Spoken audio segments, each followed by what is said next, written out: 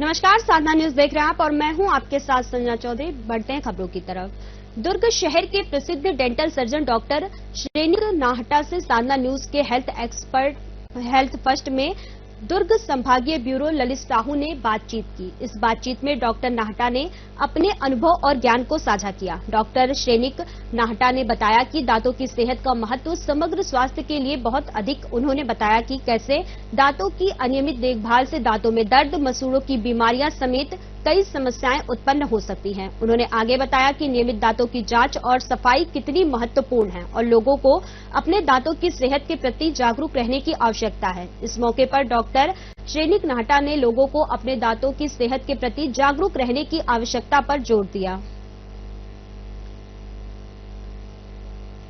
आप हेल्थ में और भी अलग अलग सेक्टर को चुन सकते थे, लेकिन डेंटल के क्षेत्र में ही कैसे आना हुआ? हमारे दादाजी की बड़ी इच्छा थी कि परिवार से कोई एक बच्चा जो है वो डॉक्टर बने जी।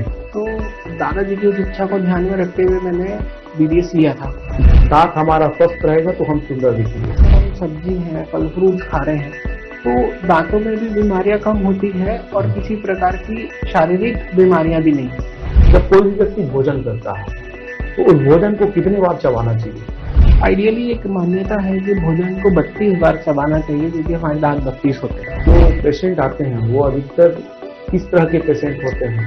सभी का ट्रीटमेंट किया जाता है मेरी क्लिनिक में। जो व्यक्ति सक्षम नहीं होता है आर्थिक रूप से जी, तो ऐसा नहीं है कि उसको ये बोल दिया जाता है कि नहीं आपका इलाज नहीं हो पाएगा जी, तो उनका भी मैं इलाज करता हूँ। किस किस तरह की सुविधाएं आपके यहाँ? और मेरी क्लिनिक में बेसिक से लेकर के एडवांस तक सारी सुविधाएं अवेलेबल है। नमस्कार, मैं हूं ललित, दुर्ग संभाग ब्यूरो। एक बार फिर से आप सभी दर्शकों का साधना न्यूज पर बहुत स्वागत है। और जैसे कि आप सभी जानते हैं कि साधना न्यूज में हम खास कार्यक्रम चलाते हैं हेल्थ फर्स्ट, और उस हेल्थ फर्स्ट के माध्यम से अलग अलग हम एक्सपर्ट को लेते हैं, अलग अलग चिकित्सा एक्सपर्ट को हम लेते हैं। वैसे ही आज हम हेल्थ फर्स्ट के माध्यम से हम बेहद ही खास मेहमान हमारे डेंटल सर्जन श्रेनिक नाहटा जी को हम आप सभी से रूबरू कराएंगे। और वो दुर्ग से हैं और दुर्ग के साथ साथ पूरे क्षेत्र और देश और प्रदेश में अपना नाम बनाए हुए हैं। इसलिए मैं ये कह रहा हूं कि डेंटल सर्जन सर है ही, उनके अलावा जालंधर बंद योग के माध्यम से वो दांत निकालते हैं। और मैं सुना हूं कि इस तरीके से जालंधर बंद योग के माध्यम से पूरे देश में केवल 8 से 10 लोग ही इस प्रक्रिया को कर पाते हैं, इस चीजों को सफल कर पाते हैं। तो साहब, सबसे पहले साधना न्यूज पर आपका बहुत स्वागत है। नमस्कार, मैं डॉक्टर श्रेनिक नाहटा आभार व्यक्त करता हूं साधना चैनल का, जिन्होंने मुझे बुलाया और जानकारी चाहते हैं उसके लिए बहुत बहुत आभार। और आप जो पूछना चाहें, मैं जितनी जानकारी मुझ में है या जितना मुझे आता है और जितना बेहतर हो सकता है, मैं आपके माध्यम से आपके न्यूज चैनल के माध्यम से जनता को बताना चाहूँगा। साहब, हम डेंटल से संबंधित तमाम बीमारी और उनसे संबंधित समाधान को समझेंगे। उसके पहले, क्योंकि आप हमारे स्टूडियो में पहली बार आए हैं, तो हम आपके कुछ जीवन परिचय के बारे में भी हमारे दर्शकों को बताएंगे। आपका जन्म कहाँ से हुआ और शिक्षा दीक्षा कहाँ से हुई? जी, मैं पहले गांव में रहता था। निपानी गांव है रानीतराई पाटन के पास में जी, जो कि दुर्ग जिले में ही आता है जी। और गांव में 29 नवंबर 1992 के दिन मेरा जन्म हुआ।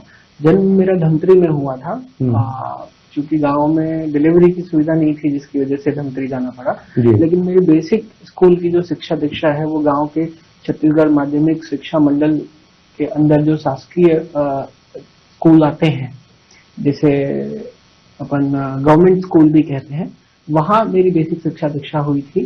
पहली से लेकर के 5वीं क्लास तक जो है मैं हिंदी मीडियम में ही पढ़ा और शासकीय उच्चतर माध्यमिक विद्यालय में निपानी में ही पढ़ा। और फिर हमारे दादाजी को ऐसा था कि बच्चे जो हैं वो थोड़े एजुकेट हो, इसलिए मुझे दुर्ग भेज दिया गया था। हमारा घर दुर्ग में भी है, तो दुर्ग में श्री महावीर जैन विद्यालय है और 6th लेकर के 12th तक की जो शिक्षा है वो भी हिंदी मीडियम में थी। और महावीर जैन विद्यालय शिक्षक नगर दुर्ग में मेरा 12th तक का जो है वो पढ़ाई हुई थी जी। और सर, आप डेंटल सर्जन के रूप में अभी सेवाएं दे रहे हैं और आप हेल्थ के सेक्टर को चुने हैं। आप हेल्थ में और भी अलग अलग सेक्टर को चुन सकते थे, लेकिन डेंटल के क्षेत्र में ही कैसे आना हुआ? सर ऐसा है कि डेंटल का जो क्षेत्र है वो एक ऑप्शन होता है, चॉइस नहीं होता है जी। कि पहली प्रायोरिटी ये रहती है जिंदगी में हमेशा, जब आप बायो लेते हैं सब्जेक्ट में जी। तो हमारे घर में हमारे दादाजी की बड़ी इच्छा थी कि परिवार से कोई एक बच्चा जो है वो डॉक्टर बने जी। तो दादाजी की उस इच्छा को ध्यान में रखते हुए मैंने बीडीएस लिया था जी। लेना मुझे एमबीबीएस था, पर ईएमटी में मेरे उतने मार्क्स थे नहीं कि मैं एमबीबीएस ले पाऊँ, और प्राइवेट कॉलेज से एमबीबीएस करने जितना जो है वो मेरी समझ नहीं थी। तो फिर मैंने बीडीएस गवर्नमेंट कॉलेज से नहीं लेकर के मैत्री डेंटल कॉलेज अंजोरा से मैंने बीडीएस लिया था 2009 में, और 2015 में जो है वो मेरा बीडीएस कंप्लीट हो गया था। जी। तो ये सर के कुछ हम निजी और पारिवारिक चीजों को आप सभी को बता रहे थे, और अब हम चलेंगे डेंटल दांत से संबंधित जितने भी बीमारियां होते हैं उनको भी समझेंगे और उनके समाधान को भी समझेंगे। साहब, वर्तमान में अत्याधुनिक जीवन है, लोग फास्ट जीवन जी रहे हैं, स्पीड से चल रहे हैं, और ऐसे में दांतों का ख्याल कैसे रखें, क्योंकि अगर दांत हमारा स्वस्थ रहेगा तो हम सुंदर दिखेंगे। सर, ये आपका बात बहुत सही है सर कि दांत स्वस्थ रहेंगे तो हम स्वस्थ रहेंगे, और आधुनिक जीवन में लाइफस्टाइल जो है, बेसिकली हमारे शरीर में बीमारियां जो है वो खराब लाइफस्टाइल की वजह से आ रही है। जी। अब रही बात दांतों की, क्योंकि मैं दंत चिकित्सक हूं तो मैं थोड़ा ज्यादा डीप में इस बारे में आपसे चर्चा करना चाहूंगा। जी।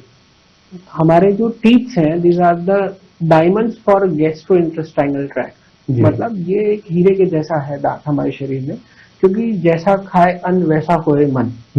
ठीक उसी प्रकार जितना दांतों से हम खाना चबा चबा करके खाएंगे उतना जो है वो खाना रस पूर्वक हमारे शरीर में अंदर जाएगा। जी जी। और जितना बराबर चबा करके और धीरे जब हमारे शरीर में अंदर जाता है तो वो खाना जल्दी पचता है। जी जी। कोई भी चीज जैसे हम रॉ फूड खाते हैं तो वो जल्दी पचता है, प्रोसेस फूड खाते हैं तो वो देरी से पचता है। तो ठीक उसी प्रकार जैसे हम सब्जी है, फल फ्रूट्स खा रहे हैं तो दांतों में भी बीमारियां कम होती है और किसी प्रकार की शारीरिक बीमारियां भी नहीं होती है। जी। और वहीं हम जब बहुत ज्यादा प्रोसेस फूड खाते हैं, जैसे जंक फूड हो गया, या फिर आप बहुत ज्यादा तला फला वाला जो आइटम होता है, या फिर डीप फ्राई वाला आइटम होता है, जी, तो उससे हमारे शरीर में पाचन क्रिया जो है वो कमजोर हो जाती है, जिसकी वजह से हमारे शरीर में बीमारियां होती हैं। जी। और प्रोसेस फूड को चबाने में भी as compare to natural food ज्यादा ताकत लगती है। तो इसलिए लाइफस्टाइल जो है, जैसे हम कभी भी खाते हैं तो ये भी हमारे दांतों पे बहुत ज्यादा इम्पैक्ट करता है। जी। वैसे जैसे हमारे पुराने जमाने की यदि हम बात करें तो लोगों का एक दैनिक चर्या होती थी कि सुबह वो जल्दी सो करके उठते थे और फिर स्नान आदि करके और फिर जो है वो पूजा वगैरह करने के बाद ही भोजन लेते थे। जी। और एक समय होता था कि पहले बिजली वगैरह नहीं थी तो संध्या पूर्व ही सब ज्यादातर लोग खा लेते थे। जी। तो खाना पचता भी जल्दी था और बीमारियां भी कम होती थी। जी। तो वैसे ही अभी की लाइफस्टाइल में ऐसा हो गया कि हम रात को 2 बजे भी खाते हैं, 3 बजे भी खाते हैं और बिना मुंह साफ किए सो जाते हैं। जी। तो सबसे ज्यादा बीमारियां जो है वो पुअर ओरल हाइजीन की वजह से होती है। ओरल हाइजीन कहने का मतलब मुंह में हम प्रॉपर यदि स्वस्थ नहीं रखेंगे या प्रॉपर साफ नहीं रखेंगे जी। तो उससे ओरल हाइजीन जो है वो थोड़ी वीक होती है। जी। और ओरल हाइजीन वीक होने की वजह से ही हमारे शरीर में बीमारियां होती हैं। तो ये सारी चीजें हैं जिनकी वजह से हमारे शरीर में बीमारियां होती हैं, लाइफस्टाइल खराब होने की वजह से। जी। तो साहब का कहना ये है कि अब जब दांतों का हम इस्तेमाल कंटिन्यू कर रहे हैं तो उनका सर्विस करना बहुत जरूरी है। जैसे कि हम गाड़ी को बिल्कुल परफेक्ट टाइम में सर्विस करते हैं, वैसे ही हमारी दांतों को भी सुबह शाम जब हम भोजन करते हैं उसके बाद उसको सफाई करना जरूरी है। और वाकई में ये काफी महत्वपूर्ण बात है। सर, एक चीज को और हम समझेंगे, जब कोई भी व्यक्ति भोजन करता है तो उस भोजन को कितनी बार चबाना चाहिए? आइडियली एक मान्यता है कि भोजन को 32 बार चबाना चाहिए, क्योंकि हमारे दांत 32 होते हैं। जी। तो जितना छोटा हम निवाला खाने के लिए लें और जितनी ज्यादा देर तक हम उसको चबाएं वो उतना ज्यादा हमारे शरीर में डाइजेस्ट होता है। जी। और साहब, अत्याधुनिक डेंटल सर्जन के रूप में आप सभी सेवाएं दे रहे हैं और मैं आपके क्लिनिक जब गया था तो कंटिन्यू वहाँ पेशेंट जो है लाइन पे लगे हुए थे और आप जो है वहाँ ट्रांसप्लांट कर रहे थे। किस किस तरह की सुविधाएं आपके यहाँ? सर, ट्रांसप्लांट की जो बात है, हम जो प्रोसीजर करते हैं उसे कहते हैं डेंटल इम्प्लांटोलॉजी, डेंटल इम्प्लांट। तो हम मेरी क्लिनिक में बेसिक से लेकर के एडवांस तक सारी सुविधाएं अवेलेबल हैं। जी। बेसिक का मतलब ये है कि दांतों में सफाई करना, ये सबसे बेसिक है। जी। कि हम कुछ खा रहे हैं और वो साफ नहीं हो रहा है तो उसे साफ करना। जी। सफाई के बाद कोई मुद्दा आता है तो वो है सड़न का, जी, जिसे डेंटल केरीज कहते हैं। और फिर उसके बाद जो मुद्दा आता है वो आता है कि दांत निकालने का है या फिर दांतों में रूट कैनाल करके या फिलिंग करके दांत को बचाने का है या कैपिंग करने का कोई प्रोसीजर है। तो सारे जो प्रोसीजर हैं मेरी क्लिनिक में अवेलेबल हैं और मैक्सिमम प्रोसीजर्स मैं खुद करता हूँ। सपोज कोई ऐसा प्रोसीजर है जो मैं नहीं कर पा रहा हूँ तो मेरी क्लिनिक में उसके लिए कंसल्टेंट भी अवेलेबल है, because we have a team of doctors. मेरा एक उद्देश्य ये है क्लिनिक प्रैक्टिस का कि किसी भी मरीज का ट्रीटमेंट जो है वो गलत नहीं होना चाहिए। और हर व्यक्ति जो है वो 100% नहीं हो सकता। जी। तो कोई व्यक्ति जब आपके पास किसी उम्मीद से आता है डेंटल क्लिनिक में, तो पहले तो उसकी मजबूरी होती है। कोई भी व्यक्ति मैं ये समझता हूँ कि शौक से इलाज कराने नहीं जाता है। बिल्कुल सर, वो मजबूरी में ही जाता है। जी। तो जब वो मजबूरी में आया है तो मैं ये समझता हूँ कि बीइंग अ पर्सन या एक व्यक्ति के हिसाब से मैं देखूं या मानवता के हिसाब से देखूं तो उसका फायदा नहीं उठाना चाहिए, उसकी मदद करनी चाहिए। जी। और जो व्यक्ति इस भावना से काम करता है वही सफल चिकित्सक जो है वो बन पाता है। जी। और रही बात की ट्रीटमेंट्स की, तो जो आवश्यक ट्रीटमेंट है मैं वही मेरी क्लिनिक में पेशेंट्स को एडवाइस करता हूँ। आवश्यकता से अधिक किसी ट्रीटमेंट को मैं एडवाइस नहीं करता। जी। और सर, जो पेशेंट आते हैं वो अधिकतर किस तरह के पेशेंट होते हैं? मैं आपको बताना चाहूंगा सर, मेरी क्लिनिक बिरला में ही थी। 2017 से 2021 तक मैंने क्लिनिक जो है वो रिमोट एरिया में चलाई है। जी। तो मेरे पास सब तरह के मरीज आते हैं क्लिनिक। जी जी जी। कुछ बिलो मिडिल क्लास भी आते हैं, कुछ मिडिल क्लास आते हैं, हायर अपर क्लास भी आते हैं, अधिकारी भी आते हैं, प्रशासनिक वर्ग से भी आते हैं, मिनिस्टर्स भी आते हैं, और बहुत सारे ऐसे लोग होते हैं जो बहुत ज्यादा गरीबी रेखा से नीचे जो लोग रहते हैं वो भी आते हैं। तो सभी का ट्रीटमेंट किया जाता है मेरी क्लिनिक में। जो व्यक्ति सक्षम नहीं होता है आर्थिक रूप से, जी, तो ऐसा नहीं है कि उसको ये बोल दिया जाता है कि नहीं आपका इलाज नहीं हो पाएगा। जी। तो उनका भी मैं इलाज करता हूँ और उसी भावना से मैं इलाज करता हूँ जितनी भावना मेरी दूसरे किसी मरीज को ट्रीट करने की रहती है। जी। क्योंकि मेरा उद्देश्य ये होता है कि मैं मरीज का ट्रीटमेंट जो है वो बेहतर से बेहतर करता हूँ। जी। और सर, नई तकनीकी और अनुसंधान है, और ऐसे में जब आप लोग ट्रांसप्लांट करते हैं तो लोगों में एक भावना जो रहता है कि अधिक पैसा लगेगा, तो क्या पैसा अधिक लगता है कि आजकल कम बजट में भी बेहतर सुविधा मिल पाए? सर देखिए, ऐसी चीज है कि जो चीजें हैं, मेरा एक बेसिक प्रोटोकॉल है क्लिनिक में कि मैं एक स्टैंडर्ड प्रोटोकॉल में काम करता हूँ, चाहे वो व्यक्ति आर्थिक रूप से बहुत ज्यादा सक्षम हो या आर्थिक रूप से सक्षम नहीं हो। जी। तो सबके अपने अपने पैरामीटर्स है। फॉर एक एग्जांपल मैं आपको देना चाहूंगा कि चाय जो है वो टपरी में भी बनती है 5 रुपए की, जी, और होटल ताज पैलेस में भी बनती है 500 रुपए की। तो व्यक्ति जो है वो अपनी आर्थिक स्थिति के अनुसार चाय पीना पसंद करता है। जी। पर बेसिक इंग्रेडिएंट जो है चाय में वही होते हैं, प्रेजेंटेशन का एक डिफरेंस होता है। जी। या फिर आप ये कह सकते हैं कि चाय में जो इंग्रेडिएंट डलने वाले उनकी क्वालिटी का एक थोड़ा बेसिक डिफरेंस है। जी। तो वैसे ही डेंटल में भी कुछ क्राइटेरियाज है।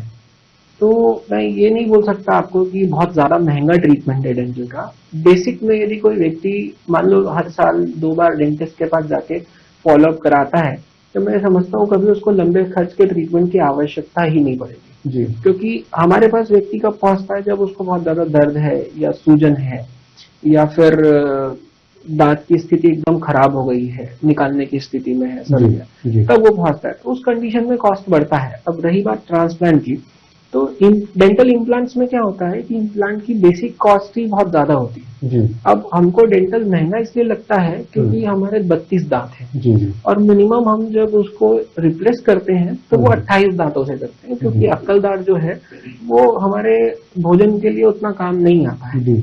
तो हम जहां तक खाना प्रॉपर हम चबाते हैं, इन्वेस्टिगेशन के लिए जो काम आता है उसका यूज करते हैं। तो इम्प्लांट जो है वो ठीक उसी प्रकार है कि जैसे हमारे पास नेचुरल टूथ सपोर्ट नहीं है जी, और हमको वो दांत परमानेंट फिक्स लगाने हैं जी, तो उस कंडीशन में हम इम्प्लांट करते हैं जी। और तो सर इम्प्लांट और प्रोस्थेटिक्स जो बोलते हैं आप, हाँ, तो उनको किस तरह से आप लोग करते हैं? मैं वही कह रहा हूँ सर, इम्प्लांट दो तरह से होता है। एक इमीडिएट प्लेसमेंट होता है कि जिस सिटिंग में मैंने दांत निकाला है उसी सिटिंग में मैं इम्प्लांट प्लेसमेंट कर करके और फिर जो है वो प्रोस्थेसिस लगा दूं। और एक तरीका ये होता है कि पेशेंट पहले से ही दांत निकले हुए आए हैं मेरे पास, फिर मैं उनका इम्प्लांट प्लेसमेंट कर रहा हूँ। फिर एक कुछ समय के बाद जब इम्प्लांट हड्डियों से जुड़ जाता है, that is called osteo integration, मतलब हड्डी का इम्प्लांट से जुड़ना। आपको एक आसान भाषा में समझाऊं तो जैसे किसी मरीज का एक्सीडेंट होता है और वो हड्डी टूट जाती है, तो हड्डी टूट जाती है तो ऑर्थोपेडिक सर्जन उस हड्डी को जोड़ता है। जी जी। अब उसको रॉड के माध्यम से जोड़ रहा है कि पिन के माध्यम से जोड़ रहा है। तो इम्प्लांट भी जो है वो एक जड़ को रिप्लेस करने का तरीका है कि मेरे मुंह में दांत नहीं है तो मैं एक छोटी सी इम्प्लांट के सहारे से नकली जड़ उस जॉ में प्लेस करूं और फिर उसके ऊपर में प्रोसेसेस लगाऊं ताकि पेशेंट खाना खा पाए। तो आइडियली हम जैसे जिस पेशेंट में ऑल ऑन 6 हो सकता है, जैसे ऊपर में 6 इम्प्लांट नीचे में 6 इम्प्लांट, या फिर ऑल ऑन 4 ऊपर में 4 इम्प्लांट या नीचे में 4 इम्प्लांट, तो उसके सहारे से हम पेशेंट को फिक्स दांत देते हैं। और जो पेशेंट मेडिकली कॉम्प्रोमाइज है, जैसे बहुत ज्यादा हाईली डायबिटिक पेशेंट है, हाइपरटेंसिव पेशेंट है, या फिर थायराइड का मरीज है, या फिर एंटीप्लेटेड थैलेसीमिया है, जो बैलेंस नहीं है, बहुत ज्यादा फ्लक्चुएटिंग है, उस कंडीशन में हम फिर इम्प्लांट्स थोड़ा अवॉइड करते हैं क्योंकि पेशेंट की मेडिकल कंडीशन हमारे लिए ज्यादा इंपॉर्टेंट है,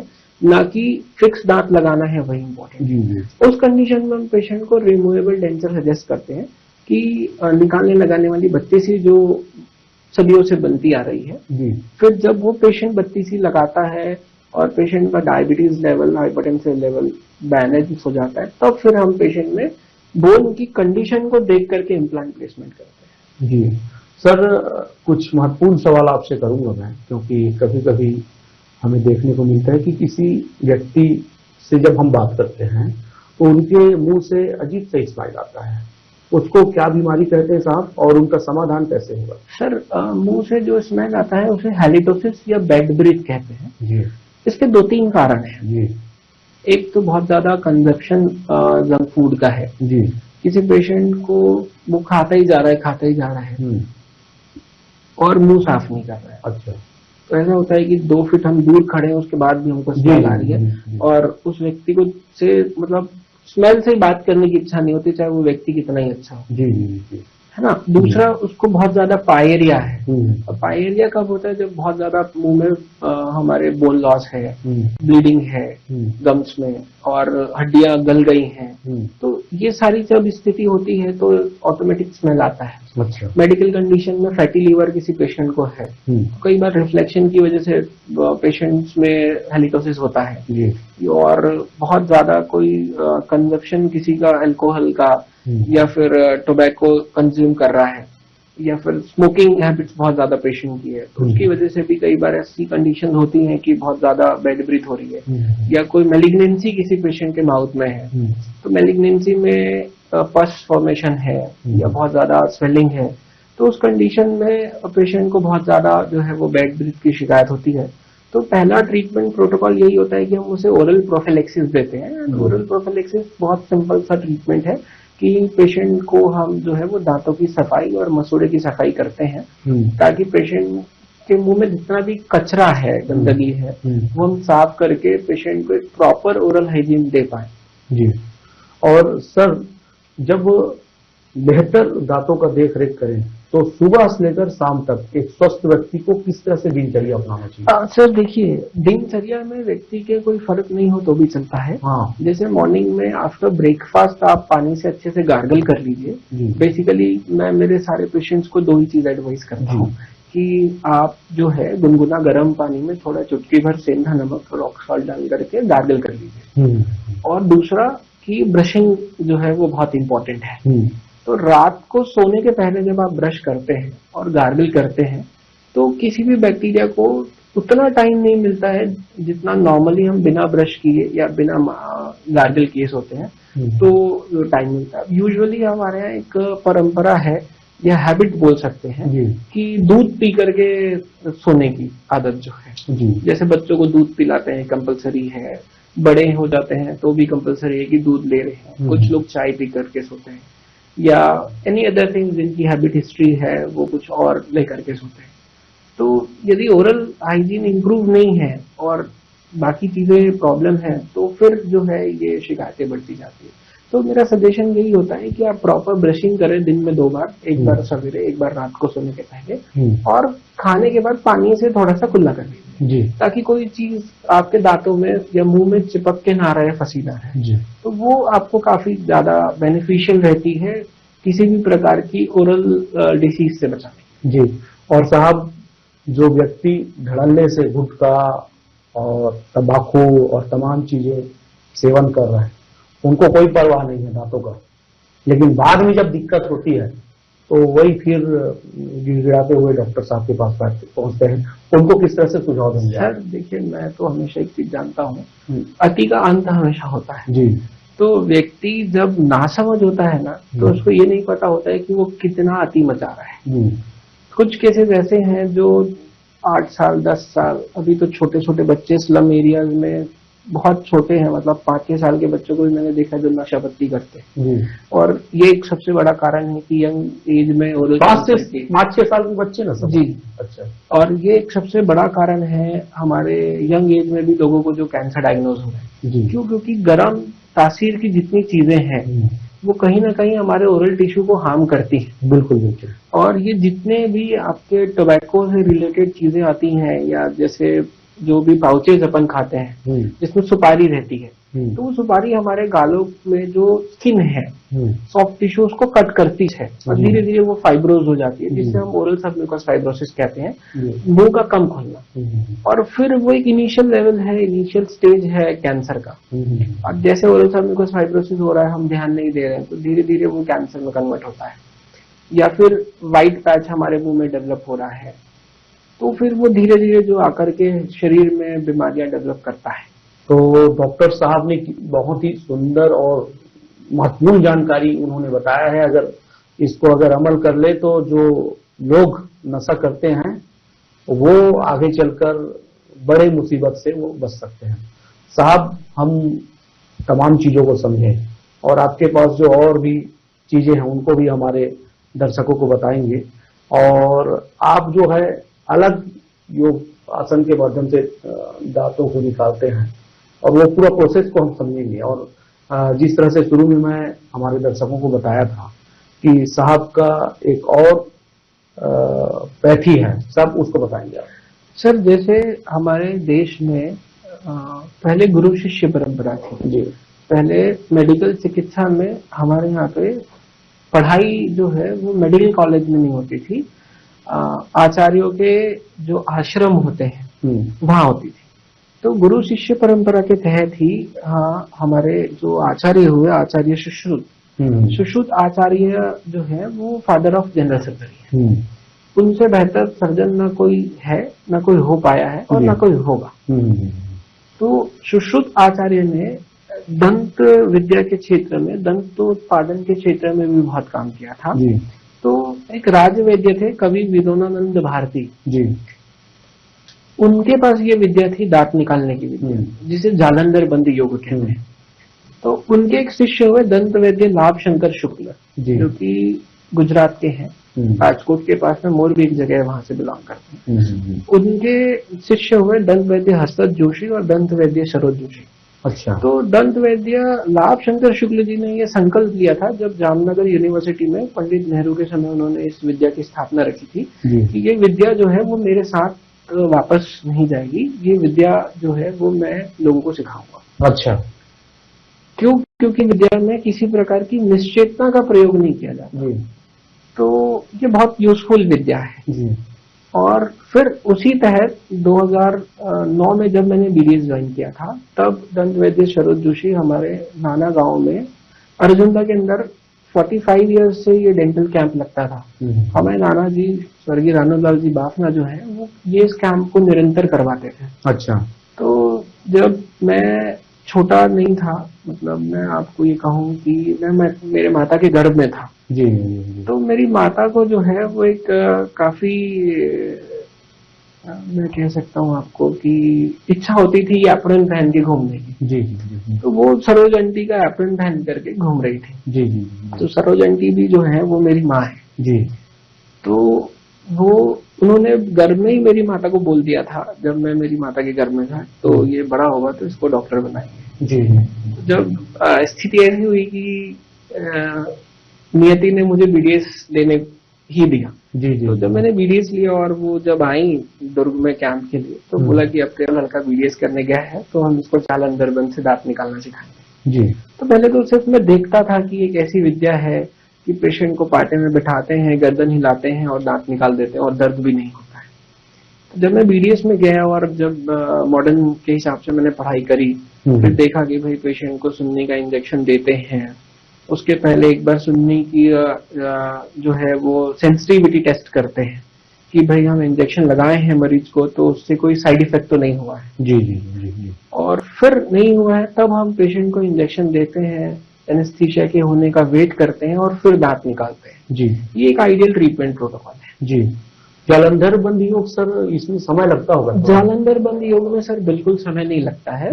less time taking dental treatment procedure के अंदर मैं इसको गिनता हूँ और मेरा इसमें नेशनल इंटरनेशनल अवार्ड है। जी। मेरा international book of world record में मैंने 35 सेकंड में 7 दांत निकाले हैं जालंधर बंद के द्वारा। जी। अच्छा। ये रजिस्टर्ड है। जी। और इसके बाद अभी मैंने 45 सेकंड में 9 दांत निकाले हैं। अच्छा। ये दांत मैंने किसी अवार्ड लेने के लिए नहीं निकाला या रिकॉर्ड बनाने के लिए नहीं निकाला है। जी। पेशेंट पेरिडोंटली कॉम्प्रोमाइज था उसके दांत और निकालना ही था, तो पेशेंट का कंसर्न लेकर के कि भाई ये सारे दांत आपके निकालने हैं और आप कहें तो हम एक सिटिंग में ये दांत निकाल सकते हैं। तो जब पेशेंट ने हमको कंसर्न दिया कि हाँ सर आप ये हमारा दांत निकाल सकते हैं, तब हमने वो पेशेंट का दांत निकाला है। कुछ लोग ऐसा होता है कि रिकॉर्ड बनाने के चक्कर में इस तरह का कार्य करते हैं। हमारा इंटेंशन शुरू से ये है कि पेशेंट को उच्च चिकित्सा ही मिलनी चाहिए। जी। और ये एक नेचुरल योग की विद्या है, इसलिए इसमें कॉम्प्लिकेशंस कम है। जी। तो और इसमें खर्च क्या आता होगा साहब? सर खर्च जो ऐसा है कि बेसिक स्टरलाइजेशन जो प्रोसीजर है जी, किसी भी शल्य चिकित्सा को करने के लिए या किसी भी चिकित्सा को करने के लिए जी, सबसे महत्वपूर्ण चीज है स्टरलाइजेशन। जी। स्टरलाइजेशन का मतलब ये है कि मैं किसी व्यक्ति के मुंह में कोई इंस्ट्रूमेंट उपयोग कर रहा हूं तो वो जो है वो जीवाणु रहित होना चाहिए, किसी प्रकार का बैक्टीरिया उसमें नहीं होना चाहिए। अच्छा, ये बेसिक स्टरलाइजेशन प्रोटोकॉल है। तो उसके लिए हम ऑटोक्लेव करते हैं, बॉयलर में इंस्ट्रूमेंट्स को बॉयल करते हैं, केमिकल स्टरलाइजेशन से स्पिरिट से या किसी और केमिकल से उसको क्लीन करते हैं ताकि पेशेंट को दूसरे पेशेंट का क्रॉस इन्फेक्शन ना हो या किसी तरह का इन्फेक्शन ना हो। तो वो सारी पैथी में है और सब में है, एलोपैथी में भी है और आयुर्वेद में भी है। आयुर्वेद में जब ये केमिकल स्टरलाइजेशन नहीं था तो कुछ पेड़ के पत्तों के वृक्ष के नीचे जो उन पत्तों को जला करके और उनसे जो फ्यूम्स निकलते हैं उनसे भी आप जो इंस्ट्रूमेंट्स को है वो स्टरलाइज करते थे। और गर्म पानी को बॉईल करना और गर्म पानी को बॉईल करके वो इंस्ट्रूमेंट को में रखना वो भी एक मेथड है स्टरलाइजेशन का, क्योंकि बहुत ज्यादा हीट से जो भी है वो बैक्टीरिया जो है वो ग्रो नहीं कर पाता।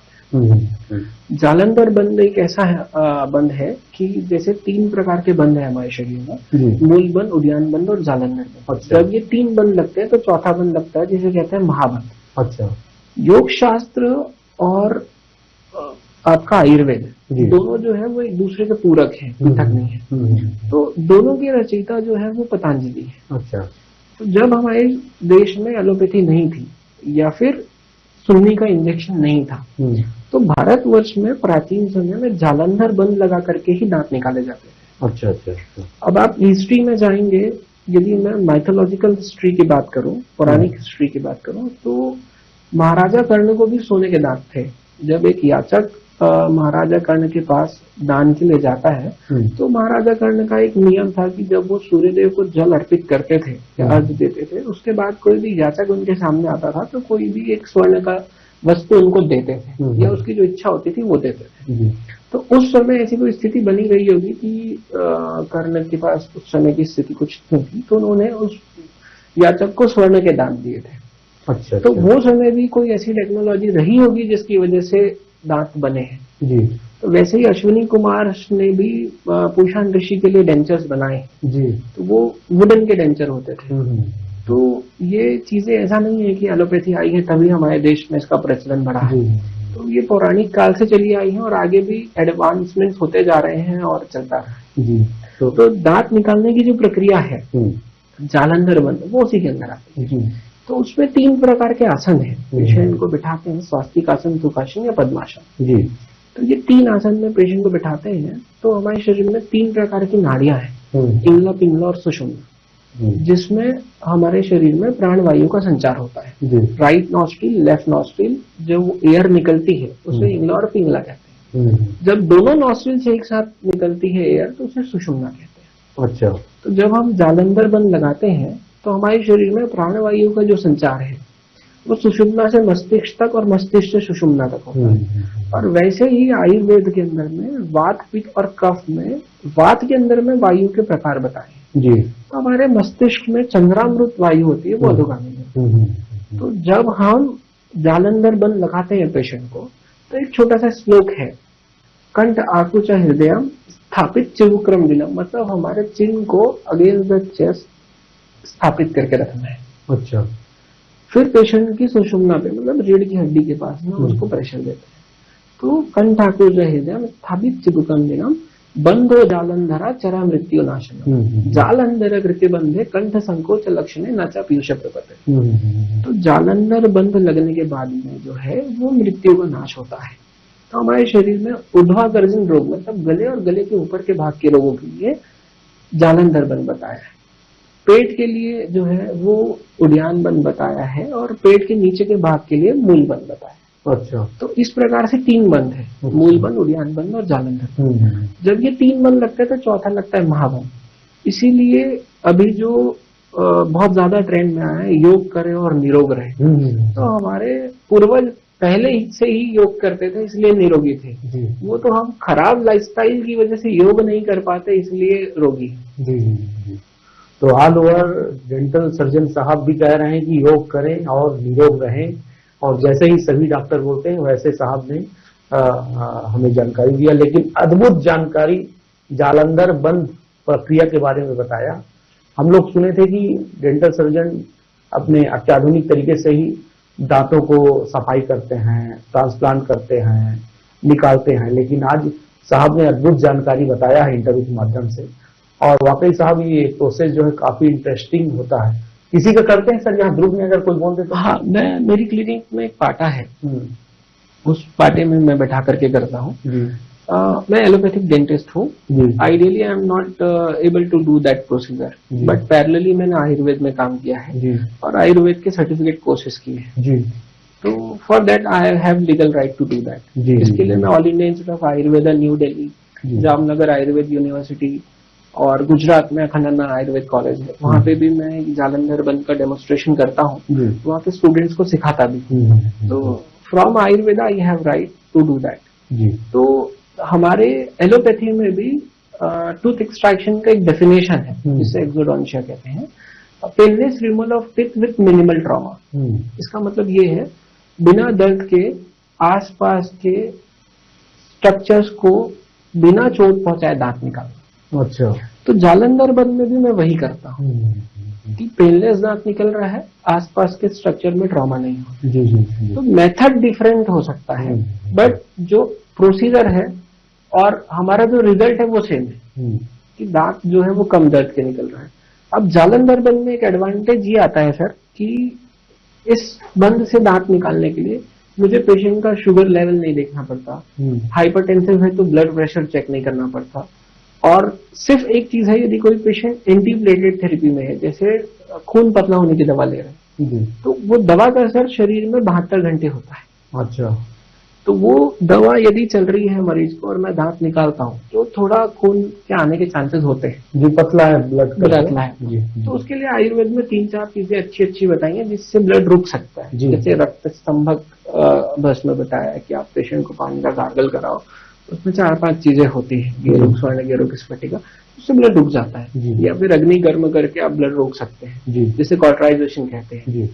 और भी बहुत सी चीजें हैं जिनसे ब्लड रोका जा सकता है। बट मेरा ये कहना है कि स्टंटबाजी ना करें, पहले पेशेंट की अच्छे से हिस्ट्री ले लें किसी भी प्रोसीजर को करने से पहले। और हिस्ट्री लेना बहुत जरूरी है, चाहे मैं जालंधर बंद से दांत निकालूं या मॉडर्न एलोपैथिक मेथड से दांत निकालूं, क्योंकि मैं एक्सट्रैक्शन दोनों मेथड से करता हूं। तो काफी विस्तृत चर्चा हम लोग डॉक्टर सैनिक नाहटा साहब से किए, जो डेंटल सर्जन हैं, और वो काफी उनका अनुभव जो है अथाह है। हम और भी चर्चा करेंगे तो आगे 1 घंटा और भी चर्चा हो सकता है, लेकिन हम साहब को बार बार स्टूडियो बुलाकर नए नए चीजों पर आपको डेंटल से संबंधित जानकारी देंगे। और काफी शानदार जानकारी उन्होंने दिया कि दांतों को कैसे स्वस्थ और सुंदर रखे इस चीजों पर। साहब हमारे स्टूडियो पर आए आपने, इसके लिए बहुत बहुत धन्यवाद। बहुत बहुत आभार। और कभी किसी पेशेंट को ऐसा लगता है कि वो आर्थिक रूप से सक्षम नहीं है और उसको अपने दांतों का चेकअप कराना बहुत जरूरी है, तो मेरी क्लिनिक है दुर्ग में गंजपारा में, अरिहंत डेंटल केयर के नाम से, तो वो आ सकता है। मैं निःशुल्क उसके दांतों का जो देखभाल का कार्य है वो करने में रुचि रखता हूँ और करता भी हूँ। तो पैसे के लिए चिकित्सा नहीं कराना ये गलत बात है। आपको लगता है तो आप एक बार फॉलोअप दिखाने के लिए या चेकअप दिखाने के लिए जरूर आइए। इतनी सहायता मैं जो है वो स्टूडियो के माध्यम से, क्योंकि साधना चैनल ने मुझे बुलाया है, तो साधना परिवार की ओर से ये मेरे जो भी मरीज क्लिनिक पे आएंगे उनको मेरी तरफ से ये छोटा सा उपहार है कि वो अपने दांतों के संबंधित जो भी इलाज के लिए है, परामर्श लेने के लिए मेरे पास आ सकते हैं। धन्यवाद।